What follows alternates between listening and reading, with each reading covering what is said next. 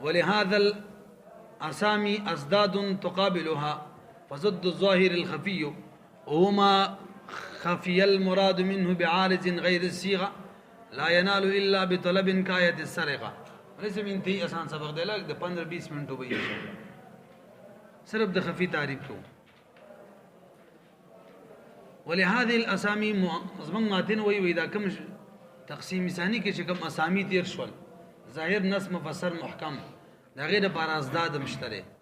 او موږ وجه ذکر کړي و دغه وازداد خاص ول ذکر کړي د خاص عام مشترک ما ول ازداد خو نو ذکر کړي موږ جواب کړو که یاد مشي چې هغه کې هر یو د بل زد وکنه او دیو کې هر یو د بل زد نه دی چې نه دی نو ازداد ول ذکر کړي به زد چاته ویل کېږي زد تعریف څه دی هملې سب زد ویل کېږي دو دلایل توجه دي دو شینا دیو بل سره داسې مقابل کېدل چې په یو محل کې د یو جهت نه جمع کېږي د زد ویل کېږي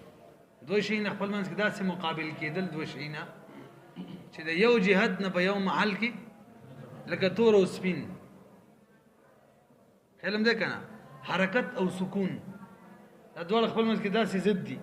چې په یو محل کې حرکت هم سکون هم په یو وخت کې دانی کېږي به دې زد او دې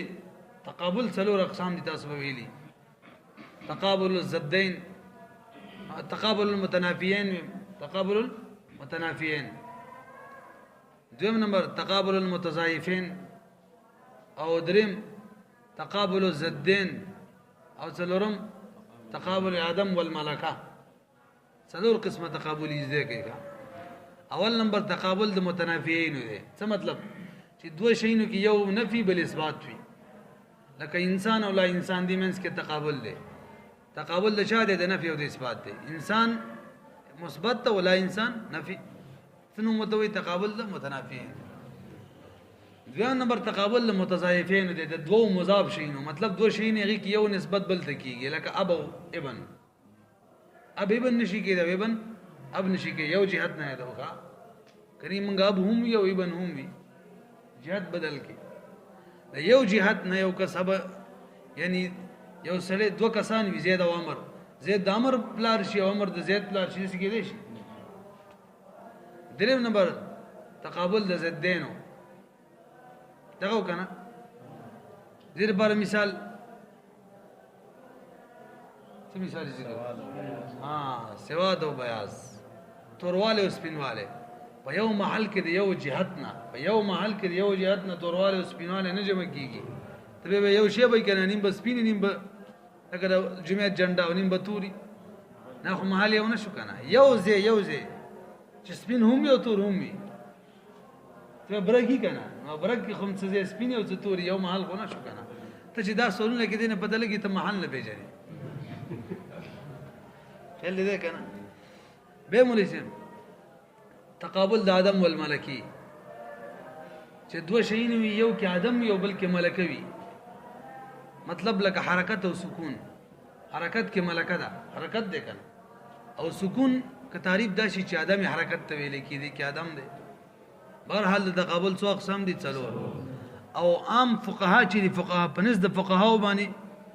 هغه د ضد نه څلور د ضد نه څه مراد کوي ما يقابل الشيء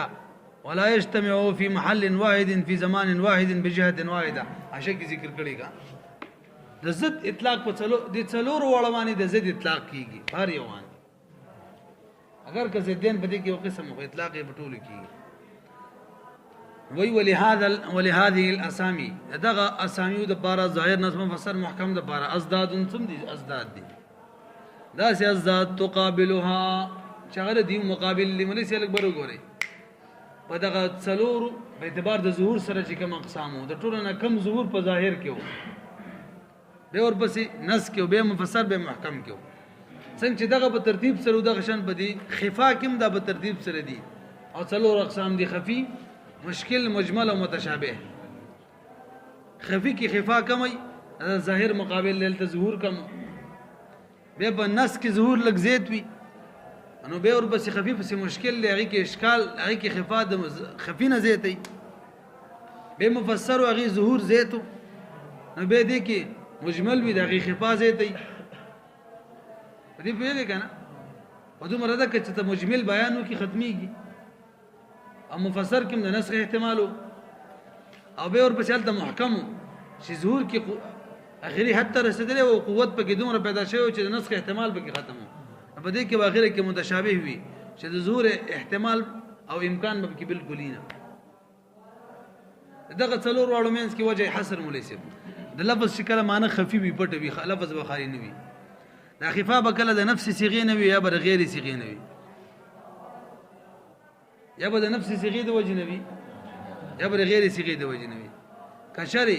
د غیر صيغې د وجې نه وي لږ شان خفا یي ختمیږي زر نو هغې ته ویلی کېږي خفي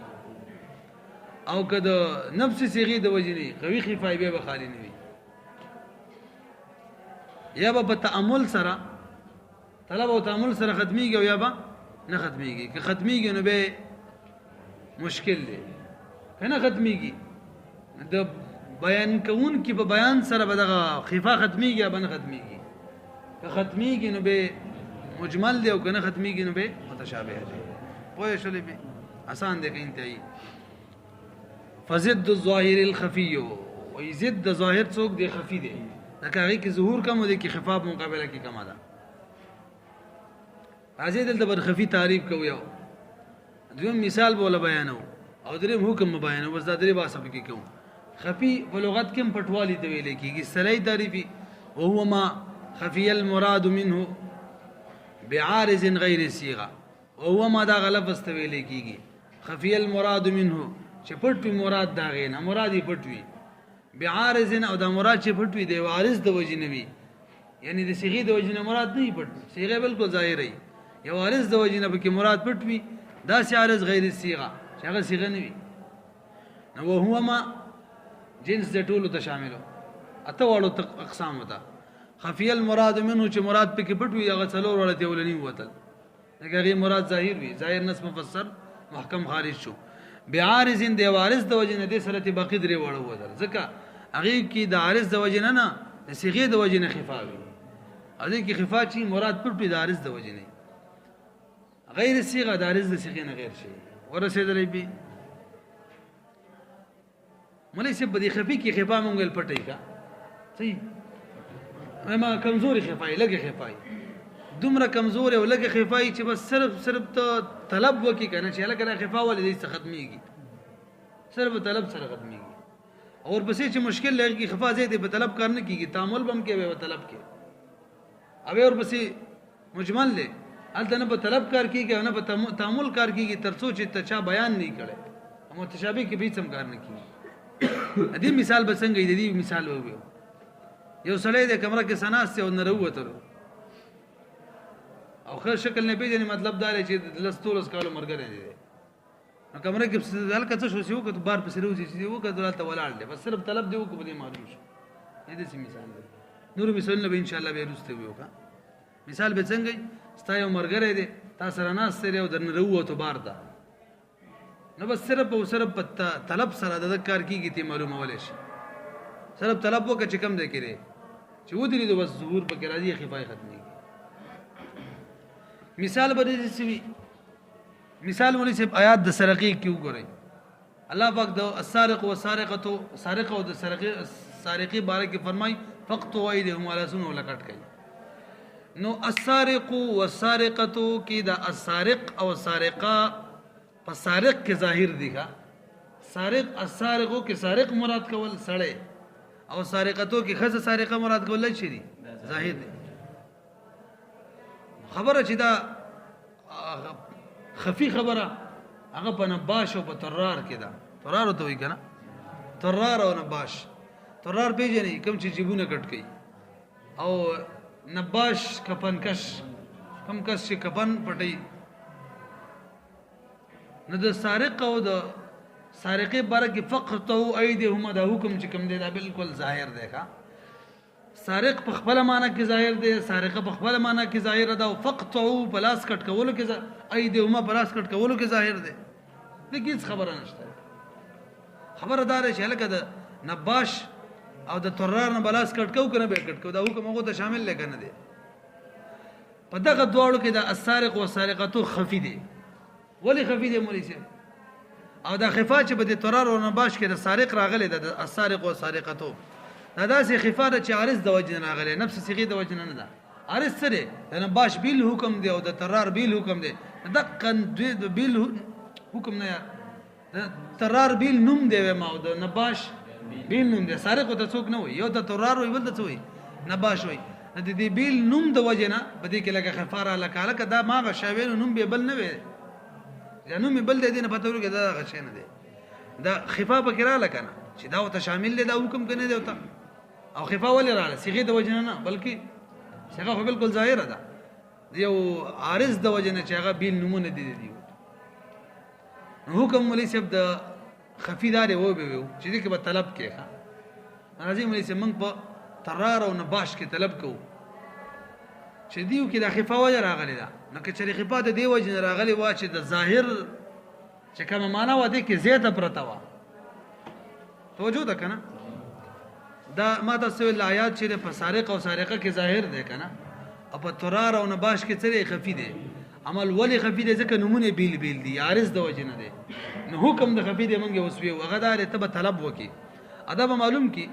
چې دی خفي کې دا معنی د ظاهر ولی خفي ده دا خفي په دې ظاهر معنی زید د زکب کې معنی خفي شوی ده کنه دا خفي چې دی د ظاهر نه کم د زکب کې معنی خفي ده پیږي به دې کنه نو که چېرې دا معلومه شوله چې دا معنی به کې زکه خفي ده چې د ظاهر معنی به کې زیاته پراته ده ظاهر نه به کې معنی زیاته پراته ده نو ظاهر کې حکم په دې به عمل کې په طریقه ولاده پیږي کنه او که چېرې د ظاهر نه معنی کم و به کې ظاهر حکم ملګوا نو موږ سمنګ په سارق او نباش کې سوچو طلب هم بکې وکړو طلب لاړو لغت له چې ترار چاته وي نو ترار خو هغه کس ته وي چې جیب کټ کوي د دې کې د سارق نه معنی زیاته راولي سارق هغه ته وي چې په پټي طریقې سره د چانه یو محفوظ مال محترم مال کم از کم د 100 درهم وړي پرون مسل شاجي کی تعریف کړي والله دا څه وکنه په پټي طریقې سره د چانه محفوظ مال محترم مطلب دا شریعت کې با محترم دغه دا استعمال دل به جایز وي متقوم او دغه شان کم از کم 100 روپے ولا 10 درهم دا د سرقې تعریف ترار څه کوي هغه د پټه طریقې نه وړي ها په سارق کې چې کم کس ناشته حفاظت کوونکې الګ بغور شي کا ودی وغیرہ پټی دي او په ترار کې د عجیب چې د ګټکې ودنی کې بیداری او به په دې طریقه سره دي جو یا خبر نشي دې کې مولوی صاحب سرقې معنی سرقې نم په کې معنی زیاته راکې خېلې لہذا غي حکم بدل ورکوه سرقې حکم بدل ورکوه ځکه معنی کې د ظاهر نم سره زیاته په طریقه ولا بدمانه فقط وای دی ما به چې کم از کم لس درهم شي هلته سره وغانډې پړسېدلې اټینډې ویناسته وس په دې چوکیاتګر کې او ترار ولا راغلی ویل کافر وچی سه ماشاء الله دلان جب کډیر ورته ور سره دي چې دې ورې ټکي ولا ور کړې بدري معنی نو سوچ پکې وګوره دا لو بده څه کولی کی کله شا مطلب باندې غټي نو پټې دي سات ولې زموږ چې نه باش لاړو هغه کې د سرقې معنی کم و ځکه محفوظ نه او خبر کې چې محفوظ کو نه ورځي او بس کپن تر لري کې استراجي دي یو سره وي کپن چور او بلار ته ول پتا فخما بلار به کفن پټول دا قصه معلومه راکا بلار دې کپنونه پټول نو بلار ته ول بلار ان شاء الله ول تمول چې زبر به خلکو به خم دا څنګه بکی بلار به صرف کفن پټو دا بچور له کفن به لري کو ډانګې به وکړو مړ کې به ډانګې هم ورکو خلکو افلار ته غدیو بکی کې سړیو او زیرو کفن پټاو پلار باندې پلار په خلکو وکړه برحال نباش کې معنی کم افراده ده لہذا دغه حکم د سرقې چې کوم دی یعنی د ظاهر ابدی نه ورکو څنګه خبره ده آسان دی لا ینال نبا حاصلیږي مراد د خفینا الا بطلب مگر په طلب سره کایت السرقه لك آیات د سرقې رواله فانها خفیه آیات د سرقې دا خفی دی په حق د ترار او نباش کې اگر که په سارق او سارقه کې ظاهر دی ښا ولی مولوی صاحب دیو کې خفی دی وای ځکه خفی تعریف من کړو کنه خفاف کې عارض د وجه نه لاختصاصه ما باسم اخر دا دواړه خاص دی په یو بل نوم سره یو عرفانی به چې دا دواړه په غنوم باندې پیژندل کیږي یو ته ترار وي بل ته نباش حکم یې سره النظر فيه تبدی کې نظر وکي نظر به کې کولې شي دا خفا ولدا لیو علما دې لپاره چې پته ولګي چې ان اختفاء ول مزیه د دې د اختفاء او خفا چې دا د زیادت د وجه نه ده لکه په ترار کې او نقصان یا د کموالی په وجه ده یعنی ظاهر معنی په کې کم ده لکه په نباش کې فيظهر المراد فيظهر المراد منه ظاهری کې به مراد د دینا څه مطلب کم زید وی غلبه حکم ورکه او کم کم یې غلبه نه ورکه بس ته